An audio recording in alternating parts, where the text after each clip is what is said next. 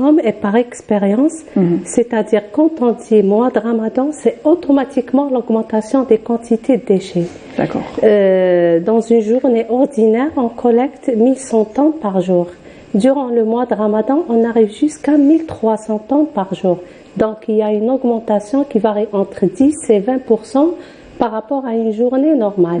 Cette différence, principalement, c'est-à-dire elle est expliquée par le gaspillage alimentaire, pas uniquement le pain, c'est-à-dire même on trouve des plats entiers dans les poubelles. Des plats préparés entiers. Des plats préparés, c'est-à-dire des plats entiers à la poubelle. Des plats qu'on aurait pu, par exemple, donner à une personne qui était dans le besoin. Oui. Ou recycler. Et surtout, bien sûr, le pain. C'est surtout le pain qui est L'année passée, on a collecté 60 tonnes de pain durant le mois de Ramadan. Donc, durant le mois de Ramadan, c'est un peu plus, beaucoup plus, par rapport à une journée normale. Oui, c'est clair. Et Madame, c'est dans le même ordre d'idée. En 2019, le ministère du Commerce a fait quelques études par rapport au gaspillage alimentaire, notamment le gaspillage du pain. Donc, en 2019, on était à 8000 boulangeries et les besoins quotidiens se relèvent de 50 millions de baguettes. Et on a constaté que plus de 4 millions, 6 millions de baguettes gaspillées. Malheureusement, durant le mois de Ramadan, le gaspillage est triplé, c'est peut-être à 10 millions de baguettes durant le mois de Ramadan. Le message, comme M. Mnowar, le président de l'association Aman, qui sont les associations sont les partenaires du ministère du Commerce pour les campagnes de sensibilisation. Déjà, on a tiré la sonnette d'alarme depuis 2016 pour ce phénomène du gaspillage. Premièrement, le message qu'on veut passer, un morceau de pain jeté, c'est l'équivalent de la farine subventionnée jetée, c'est la levure panifiée, c'est la levure boulangère, c'est l'eau potable, c'est l'énergie et également sur le blé tendre importé. In fine, c'est de la devise jetée c'est réservé par les pouvoirs publics pour assurer le prix d'une baguette à un prix pratiquement insignifiant. Exactement. Et justement, vous êtes en campagne en ce moment, des campagnes de sensibilisation. Oui, avec Netcom. Oui, pour Netcom, aujourd'hui, par exemple, on a une opération de sensibilisation combinée avec la direction du commerce de la wilaya d'Alger à la Grande Poste. Et il y a un problème qui va s'étaler tout au long du mois de Ramadan. Pendant les 30 jours du mois de Ramadan. Oui. C'est pour lutter contre le gaspillage alimentaire. On est en train de distribuer des flyers, même des petits livrets. Par exemple, le livret des recettes à base de pain rassis. Voilà. On est en train d'essayer tous les moyens pour minimiser le gaspillage alimentaire. Et quand on dit le gaspillage alimentaire, pas uniquement le volet économique, il y a aussi le volet environnemental. De voir des sacs jetés anarchiquement de pain ou bien les plats, par exemple, dans des sacs non adéquats, ça va compliquer davantage le travail de nos agents de propreté. Il faut voir, ils travaillent dans quelles conditions suite à ce gaspillage alimentaire. Donc, c'est un tout. Et ça a un coût, justement, le fait de traiter ces déchets. Et avec l'augmentation des quantités de déchets durant le mois de Ramadan, bien sûr, on limite les départs en congé, il n'y a pas de repos et pour les agents de propreté. Donc, ils sont, on va dire, ils sont un petit peu beaucoup malmenés pendant le mois sacré de Ramadan parce qu'ils travaillent encore plus pendant le mois de Ramadan, aux Siam et tout ça, c'est pas toujours évident, c'est clair. Surtout que c'est un travail quand même physique. Oui. Et avec le gaspillage alimentaire, on assiste aussi à la prolifération des animaux errants au niveau de la voie publique. Donc, il y a l'aspect économique, il y a l'aspect environnemental, il y a l'aspect social également. L'aspect image de l'Algérie aussi, parce que c'est vraiment, c'est-à-dire, on a toujours dit, les immenses tas de déchets. Moi, Je crains qu'il viendra un jour où les touristes viendront spécialement pour ça, parce que ça n'existe plus dans le monde. Maintenant, les déchets sont recyclés, ils sont valorisés, ils ont une valeur économique. Mais chez nous, on est en train, même en 2023, de les faire augmenter, et nous-mêmes, donc les consommateurs, qui, par ailleurs, se plaignent du pouvoir d'achat, qui se plaignent de la cherté de la vie.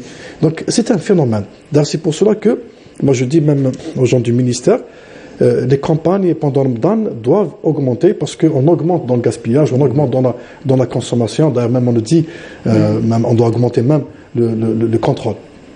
Mais la campagne anti-gaspillage, c'est toute l'année. Nous, on emmène toute l'année. Donc, on a des flyers que là où on va, on les prend avec nous. C'est un phénomène qu'on a en Algérie. Il y est dans le monde, mais en Algérie, c'est plus. Parce que dans le monde, la FAO, avec qui on avait travaillé en 2016, justement, il nous avait annoncé que dans le monde, on gaspille à peu près 30% de denrées alimentaires. 30%, c'était l'équivalent de faire nourrir les 30% de terriens qui sont dans la pauvreté. Chez nous, du moment que c'est une moyenne, 30% c'est une moyenne, c'est-à-dire qu'il y a des pays qui gaspillent pas du tout, il y a d'autres qui gaspillent beaucoup. Donc nous, on est de ceux qui gaspillent beaucoup. Oui. On doit tourner dans les 35-40. Bon, malheureusement, on n'a pas de statistiques en Algérie. Personne ne peut les donner. C'est le grand problème qu'on a, nous, en tant qu'association, c'est qu'on travaille toujours sur des chiffres institutionnels, mais c'est des chiffres qui ne sont pas toujours actualisés. Mais on est à plus de 35%, on est à 40%, on est à 30%. Vous savez que dans une famille qui dépasse 30 000 dinars, ça veut dire que c'est un tiers, ça veut dire que c'est 10 000 dinars de plus qu'on aurait pu injecter dans les achats de produits qui pourraient augmenter le confort du foyer. Donc, c'est des chiffres qui nous sont valables. Mais le gaspillage, bon, c'est vrai qu'aujourd'hui on parle du gaspillage alimentaire, mais le gaspillage de l'eau, c'est aussi alimentaire. Et là, on gaspille une denrée qui est très précieuse. Bah, on parle beaucoup. Vous savez que, moi je l'ai toujours dit dans les conférences, on parle beaucoup du pain parce que le pain, on le voit. Parce que le pain, il a une valeur pour l'Algérien. Mais l'eau, pour moi, l'eau, c'est beaucoup plus précieux. D'ailleurs, une caricature, c'est quoi? L'Algérien, il a une fuite d'eau devant chez lui, des mois que ça fuit. C'est des milliers de mètres cubes qu'on perd. Il la voit pas. Il passe dessus, il voit un petit pain, un petit bout de pain jeté par terre, il le prend, il bosse, il dit alors que Hadak coûte beaucoup plus cher. Pour ne pas dire aussi autre chose, ou peut-être je vais pas plaire, c'est que moi ce qui me fait mal en tant que personne, et même nous en tant qu'association, le grand gaspillage, c'est aussi le pain qu'on mange. On mange beaucoup de pain, 50 millions de baguettes. C'est plus qu'une baguette par Algérien. Et c'est quoi comme pain? C'est un pain qui est vecteur de maladies. Il faudrait que, ça c'est pas moi qui le dis, c'est les médecins. Donc avec les intrants qui sont pas de grande qualité, une farine blanche très raffinée, plein de tendre, du sucre, beaucoup de sel, on met beaucoup de sel dans le pain. Donc le gaspillage de la santé qui est causé par le pain qu'on mange coûte plus cher que le pain qu'on jette. Et c'est pour ça que la problématique gaspillage, elle est partout en Algérie. Le carburant. Oui. Parce que aussi c'est subventionné. Celui qui a mal à la tête, il se dit je vais faire un tour avec ma voiture. Ou là on روح telle place parce qu'ils يبيعوا زلابية ou la شربة ولا نروح لبليدة ولا voilà. D'abord on tue le temps qui est très précieux. On gaspille le temps par le gaspillage de la voiture, gaspillage du carburant. Et après on achète parce que quand on tourne on achète surtout en fin de journée. Il y a le gaspillage des produits industriels. On gaspille beaucoup parce qu'on n'est pas rationnel dans nos utilisations. Le gaspillage des médicaments. Je prends un petit peu de temps. Vous savez que le fait d'emballer des médicaments, 12 comprimés antibiotiques fait un emballage alors que le médecin il vous donne pour 7 jours, donc il faut 14, donc on achète 2 boîtes. Après on jette le reste. C'est vrai. Voilà, donc ça c'est un gaspillage qui coûte trop cher. Donc il vraiment coûte trop cher. Et le gaspillage du temps. Qu'est-ce qu'on fait de notre temps? Qui est précieux. Il n'y a pas plus précieux chez Dieu comme le temps. Le temps, nous, chez nous, on tue le temps. Voilà. Surtout pendant la journée. Donc là, c'est pour ça que j'ai dit tout à l'heure, il y a revoir ces systèmes de subvention, donc arriver à la juste valeur des produits, la valeur, la vraie, le prix réel.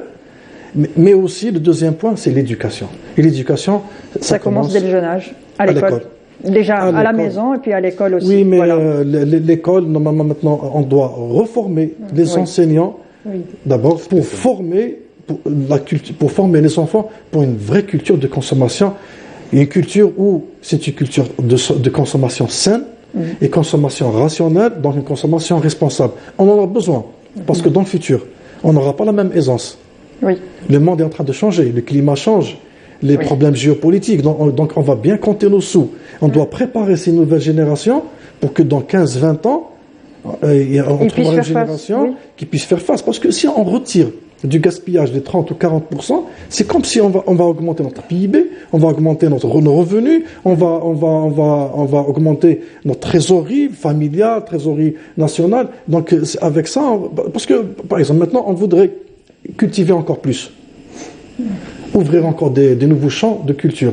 Alors que si on gaspille pas, donc on n'aurait pas besoin de cultiver plus, ni de produire plus. Donc le peu qu'on produit, ça va nous suffire. Si le pain, on va en manger moins, donc logiquement, on ne doit pas dépasser les 25 millions de baguettes jour, 20 à 25 millions.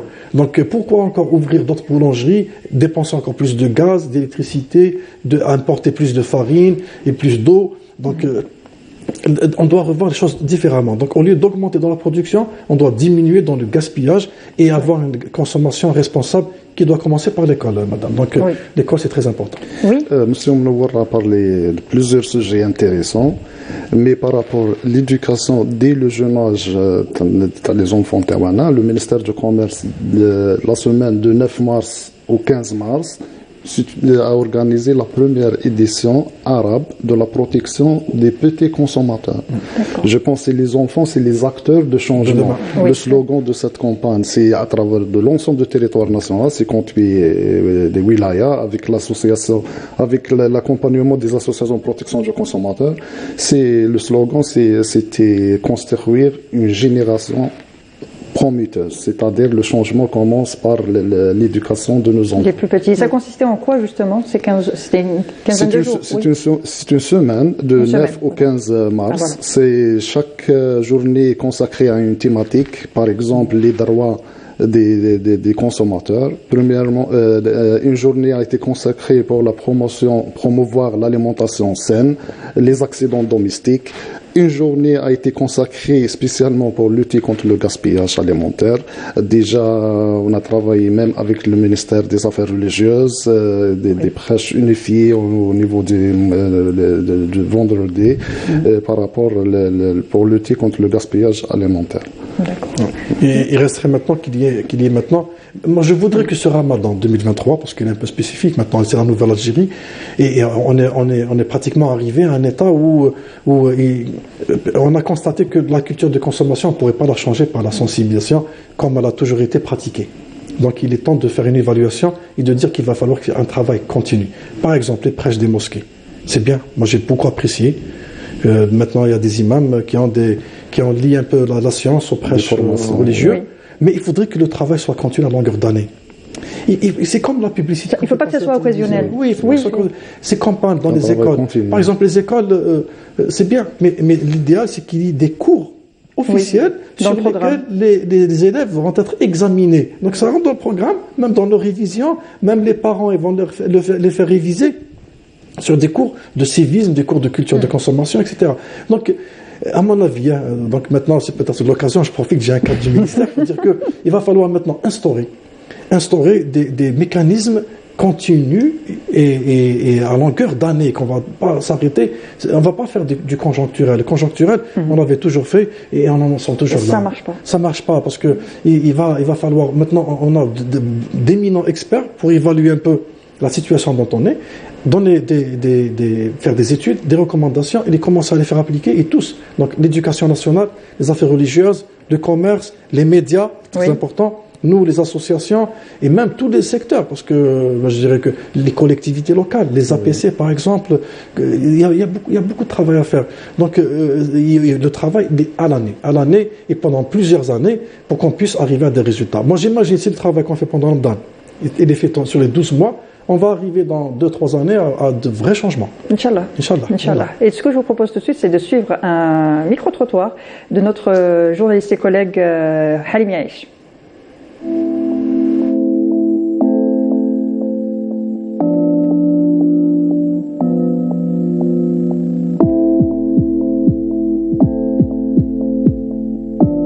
وكانوا ينعفاسي قراصو ولا كدا باغ اكزومبل ناس تشري البريوش ملهوفين في رمضان 10 15 والعشيه تصيبوا مرمي في الزبل حرام عليه ولا يتبع كلام ربي ويصلي ويعرف ينقص هاد الشوفات هادوما الناس تشوفهم في الشربات يشروا 5 انواع تاع الشربات بصح يشرب قيسو وغدوه الخير كاين طيبي الحمله حلو قيسك قيس اليوم وغدوه راه يرحم ربي ولا كاين الخبز يشري ملهوف يشري مدور ويشري كذا ومن بعد العشيه يرميه هذه هي انا دي فوات مرتي توصيني دي فوات العنب تقول لك شري قيس 20,000 وتاكل وما تشريش 50,000 وما تاكلوش هذه هي كاين كيما قلب اللوز وليدو يشري بنته تشري وهو يشري والعشيه يديروا قريب 40 طرف قلب اللوز يقعد 3 ايام 4 ايام كيما الزلابيه انا نشوفها مرميه علاش في رمضان الجزائري الجزائريان يكون صايم وكي يكون صايم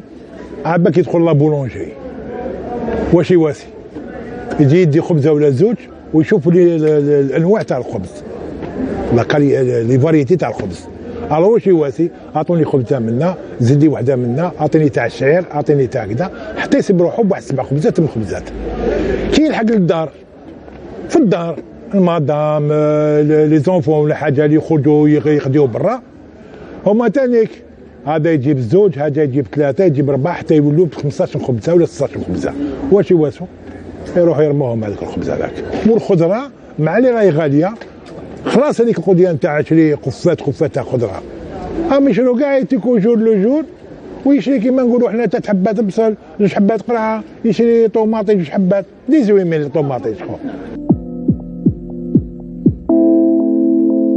مثلا في الفطار يشري 4 في رمضان يشري 4 انا ننصح الناس يشروا قيسهم العزيز باسكو شي غالي يشري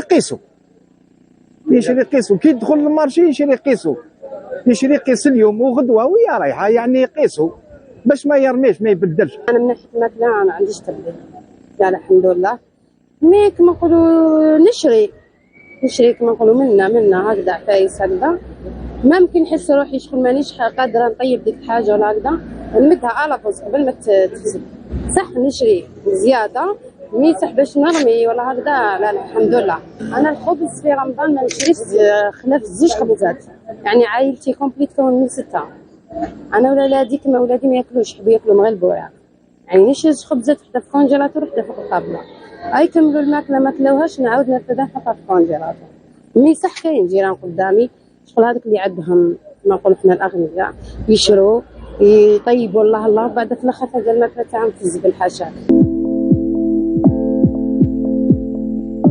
Et voilà. C'est vrai que la tentation est forte pendant le mois de Ramadan et quand on sort acheter, quand on voit les variétés de pain, il y a aussi du marketing pour certaines marques dans les supérettes et tout ça. Ça bien faire, hein. Oui, avec des promotions spéciales pour Ramadan, avec les quantités et puis avec pratiquement tous ces produits-là sont estampillés Mabrouk Ramadan, ce genre de choses avec des étoiles, avec les LED. Exactement. Donc ça nous pousse aussi à consommer. Oui, mais il y a même certains boulangers qui ont trouvé une technique de faire dégager des odeurs à l'extérieur à des moments bien précis, parce que les moments où vous sortez du travail, c'est à ce moment-là qu'ils commencent à mettre du pain au fur et à mesure dans les étalages, alors qu'il est en train de se cuisiner. Je ne sais pas comment qu'ils font pour attirer les gens. Bon, c'est pour ça qu'on doit être fort quand même. On doit s'armer. On doit se former. Mais on doit se former parce que eux, ils sont formés. Les opérateurs économiques. Oui. Et mon ami doit le savoir, ils sont formés, donc ils ont des stratégies, le marketing, la communication, ils sont formés comment vendre. Et le Ramadan est devenu une aubaine dans certains produits qu'on ne vend que pendant Ramadan. Oui. Il y a des commerces qui n'existent que pendant Ramadan. Il y a des produits qui se vendent beaucoup plus pendant Ramadan. Oui. Mais nous, les consommateurs, on n'est pas formés. On est utilisés, donc justement, par ces opérateurs pour faire augmenter leur chiffre d'affaires. D'ailleurs, c'est pour ça que nous, en tant qu'association, dans nos conseils Ramadan, donc la campagne qu'on mène actuellement pour Ramadan, on dit qu'il faudrait consommer donc, Ramadan sain, évidemment, on commence par la santé, parce que, pour ne pas la gaspiller aussi, mais le Ramadan économique. Et la première des choses, c'est d'abord faire des programmes de menus pour la semaine. Établir le menu de la semaine à l'avance. Oui, à l'avance, déjà, même pour point de vue santé, pour manger équilibré, on ne va pas manger toujours la même chose. Il y a des gens qui se retrouvent parce qu'il a envie et mangent toujours la même chose. Et quand on fait des programmes, on se dit que, bon, la shorba, On va faire, par exemple, le Ramadan va commencer jeudi. Alors, jeudi, vendredi, samedi. Shorbat Tiltiyam. Oui, mais écoute, je suis mais je dis ça parce qu'on en parlait tout à l'heure. Mais essayez, elle est plus bonne. Voilà. Mais elle est plus bonne. Moi, je sais oui, il y a des personnes. Dans chaque famille, il y a toujours une personne qui est comme ça, exigeante, qui veut pas manger le bayet et qui. Voilà. Donc on va. C'est de la lâcher. Voilà, on me dit c'est de la lâcher. On va l'améliorer un peu avec des. Il faut la cacher, il faut la cacher. C'est quoi? C'est les plats de résistance. Donc, c'est faire un programme, soit un jour sur deux. Bon, si on peut contrôler les quantités, c'est tous les jours, quand on a le temps, quand on est à la maison, quand on a les moyens. Mais quand on établit le menu de la semaine, donc on a notre besoin en course. Quand on fait les courses. Oui, on a besoin. On élabore la liste et on va faire le marché des légumes et des produits alimentaires une fois par semaine. Prendre le couffin, se faire aider, prendre la liste, elle est dans la tête. Sur le portable. Vaut mieux l'écrire bien par liste, pour se fatiguer, pour ne pas faire beaucoup de choses. C'est vrai, parce que parfois c'est... Et partir, faire des courses programmées dans la tête, on va faire. C'est une action qui est programmée. C'est différent que par contre, on est en train de conduire, on voit quelque chose, on s'arrête, on achète. Après, on s'arrête. Quand on est programmé, c'est beaucoup mieux. Donc, on ne fait pas beaucoup d'erreurs. Mais la chose la plus importante, troisième point, c'est de désigner un responsable des achats pendant le DAC. Oui, parce qu'on le disait pendant le sujet, ils l'ont dit aussi dans le sujet, le père ramène Qalbellouz, le fils, la fille, tout le monde se dit, bon, je vais ramener quelque chose et on se retrouve avec... Parce qu'il n'y a que pendant le Ramadan, certaines familles, il n'y a que pendant le Ramadan qu'ils mangent en famille. Oui. Et que pendant le Ramadan qu'on parle de manger. Donc chacun, il se ramène avec quelque chose, et ça fait le gaspillage. Donc si on désigne une seule personne qui fait les courses, si ça ne marche pas la première semaine, on change, bien sûr. On change la deuxième semaine. Moi, si je vais dans nos traditions ancestrales, c'est qui faisait les courses dans la famille? C'était le père de la famille. Oui, le souk, une fois par semaine. Oui. Faire le marché, une fois par semaine. Soit il va sur son mulet, ou là, sa voiture, ou là, il va au taxi collectif. Ils font les courses, il vient, c'est une fois par semaine. Et on se débrouille pour manger pour la semaine. Donc, on doit revenir à ça. Donc, si on fait tout ça, déjà, on va éliminer 80% du gaspillage, parce que le gaspillage, nous, on le pratique à l'achat. C'est pas à la cuisine seulement. Le reste, c'est la cuisine. La cuisine, il y a des pulsions pendant l'achat. On est attiré. Il y a les promotions, il y a la faim qui joue sur le moral aussi. Si toute la journée, on n'a rien mangé, puis on pense au ftour, et on pense c'est le matin. Voilà. Donc, quel est le meilleur moment pour faire ces courses? Non, c'est le matin. D'ailleurs, je dis même avant de partir au travail. Parce que le marché... les marchés, travail. Non, même les commerces, il y a beaucoup de commerces. Moi, j'ai vu maintenant des supérettes qui ouvrent à 8h du matin, c'est bien. D'ailleurs, il n'y a pas d'embouteillage, c'est plus fluide. C'est vrai. Et quand on le fait une fois par semaine, on ne ressent pas, on ne perd pas parce que le gaspillage du temps, de s'arrêter, de chercher un stationnement et de partir à chaque fois acheter ce qui manque, c'est un grand gaspillage. Donc essayons d'être comme ça, rationnels dans la programmation, avoir une stratégie. Nous, on parle beaucoup des pouvoirs publics, donc ne régulent pas le marché, mais quand on régule d'abord chez soi, on va réguler. Réguler, c'est quoi? C'est savoir quoi acheter, qu'est-ce qu'on doit mettre en stock. Par exemple, on parlait de tomates. C'est un stock qu'on prépare dans la saison des tomates. On a tous des congélateurs qui fonctionnent à l'électricité et parfois. Il y a plusieurs méthodes aussi. Il n'y a pas que le congélateur, il y a la stérilisation et tout ça. On peut la faire sécher, on peut préparer ça. Et ça coûte moins cher en plus. Ah oui, bien sûr. On laisse la tomate qui est de saison, qui est saine et qui coûte 40 dinars. Même moins pendant la saison. Oui. Ça arrive même à 20 dinars le kilo. Oui. Alors on va l'acheter à 180 ou 200 dinars, alors qu'elle est pesticidée. Voilà. Hors saison, il y a besoin de pesticides, il y a besoin d'engrais pour... un grand problème. Donc si on fait ça, après, évidemment, à la maison, on doit aussi avoir cette petite formation de savoir cuisiner convenablement pour ne pas jeter, parce que parfois on ne mange pas, on jette parce que c'est pas bon. Oui, il faut le dire. Pour les amatrices, les nouveaux foyers, les nouvelles mariées, tout ça, il n'est pas de gêne d'aller demander la djoza, la maman, tout ça. YouTube, pour chercher, on fait des recettes. On a l'accès à l'information. Oui, pour cuisiner bien, parce qu'on ne jette pas. Et après, c'est le grand sujet de recyclage. Nous, on a écrit dans nos conseils, il faudrait avoir l'art de recycler les plats pour ne pas les jeter, parce que le pain, Elle va nous en parler, Wahida, dans sa rubrique, justement. On a maintenant, c'est pas comme avant, on a des réfrigérateurs, on a tous les moyens, tous les ustensiles, tous les produits, et le savoir maintenant, la cuisine est devenue une science. C'est une science, c'est pas un art culinaire, c'est des sciences culinaires aussi. Parfois, c'est plus bénéfique de recycler, et avec ça, normalement, avec ça, Netcom, il ne va rien avoir. Justement, Netcom. Il ne va rien avoir. Le plastique, on va le recycler. Le papier, le recycler. On essaie de recycler. Déjà, madame, c'est notre objectif. C'est d'éviter de gaspiller. Oui. Et de faire couler Netcom. Voilà. Non, on risque pas de faire couler Netcom. Il restera quand même des déchets. De toute manière, on le vend. Le pain rassis, on le vend. Ah, vous le vendez? Oui. Vous le vendez à qui? Comment que ça se passe? Vous le récupérez? Contrat avec un éleveur. Ah, bah, très bien. Donc il y a toujours moyen il y a toujours des solutions. Mais chose pour laquelle on n'est pas vraiment d'accord. Hein. On en a parlé parce que d'abord c'est un pain qui est subventionné, qui est plein de produits chimiques et qui reviennent sur la santé animale et qui puis après revient sur la santé. Donc à un certain moment, vous aviez même installé des bacs spécialement pour le pain. On avait crié sur ça. Ça pousse les gens à dire. On avait crié, on dit non, le pain, on ne le jette pas. Mais on n'avait pas le choix. Oui, je sais. Au lieu de le jeter, de le retrouver par terre.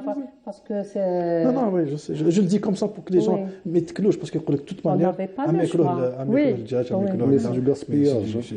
C'est doublement gaspillage parce qu'il va aussi rendre malade les animaux qui le mangent. Donc ne comptez pas sur ça. Donc le pain Aziz qui il faut sensibiliser aussi, passer par les réseaux sociaux, pourquoi pas annoncer par exemple les chiffres que vous venez de nous annoncer, ce serait bien de les annoncer aussi sur les réseaux sociaux, faire des stories, Instagram, Facebook. Peut-être que les gens, parce que la jeune génération aujourd'hui est plus connectée sur les réseaux sociaux, voir avec les Instagrammeurs, voilà comment les créateurs de contenu pour faire des campagnes de sensibilisation avec eux, ce serait une idée. Et pour le cas de Netcom, on fait la sensibilisation permanente durant toute l'année. Toute l'année, on fait la sensibilisation scolaire au niveau des écoles surtout.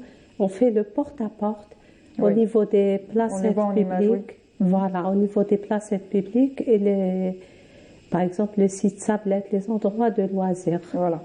On fait la sensibilisation. Qu'est-ce qu'on vous dit justement quand vous vous adressez à la population, aux gens? Est-ce qu'ils vous disent non, on gaspille pas? Ils ne se sentent pas concernés. Jamais, on gaspille pas. Mais la réalité sur le terrain, c'est autre chose. C'est pas le cas sur le terrain, malheureusement. C'est vrai que quand on se cache un petit peu, on dit non, c'est pas vrai parce qu'on est chez soi et on se dit il chauffe, mais le résultat on le voit à l'extérieur. C'est une demi-baguette chez moi et puis ça va rien faire, ça va pas rajouter aux 800 kilos de perdu, mais une demi-baguette chez moi, une autre chez quelqu'un d'autre, ça va faire beaucoup. Et toi, tu gaspilles, Wahida? Non, j'essaie vraiment de faire de mon mieux. Franchement, j'essaie de recycler. Bah, tu vas nous en parler justement dans un petit moment, dans ta rubrique. Oui, chef. Tout de suite, juste après le jingle.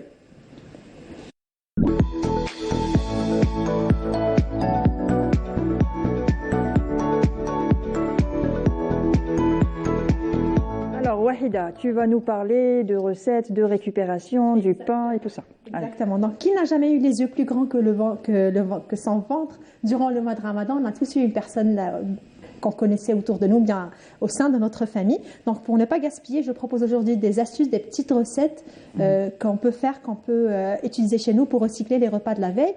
Sans parler déjà traditionnellement, on a plusieurs plats où souvent la femme jeune devait recycler des plats tels que sféria, khabz al-bay, shurhat al-khubz aussi. Donc aujourd'hui, je vais vous proposer quelques recettes un peu modernes, on va dire. Donc si on a des restes de poulet ou de viande, qu'est-ce qu'on doit faire? Mounia, toi, qu'est-ce que tu aurais fait avec les restes de poulet ou de viande? Je l'aurais cuit, je les aurais réutilisés pour un autre plat. Ça peut aller dans un bourek, par exemple. Voilà, très bien. Par exemple, voilà, on peut faire un bourek ou des briques avec la viande de la veille. On peut aussi enfourner un gratin à la volaille ou bien à la viande, tout simplement. On rajoute juste des petits légumes. Avec une pomme de terre, ça peut marcher. Pourquoi pas essayer un gâteau aux pommes de terre et avec les restes de la viande? Oui. J'ai vu même des cakes avec des restes de la viande, avec un peu de farine et un œuf, et le tour est joué. C'est un goût, c'est une nouvelle recette qu'on peut tester. Pourquoi pas le faire Non, ça c'est des... Là, Là, on appelle ça des... Voilà, sphéria, traditionnellement sphéria, mais modernement, on les appelle des beignets de pommes de terre. Ah, d'accord. On modernise un peu. Et moi, je dis sphéria. Sphéria. Marketing. Voilà, marketing. On les appelle aussi, voilà, des croquettes de pommes de terre avec de la viande. On peut faire aussi des croquettes de pommes de terre. C'est ce qu'on appelle sphéria, c'est ce qu'on a vu comme photo.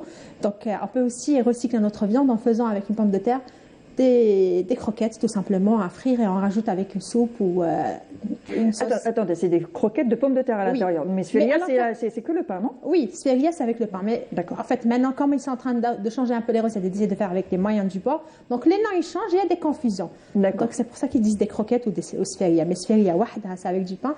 Mais croquettes de pommes de terre, c'est autre chose.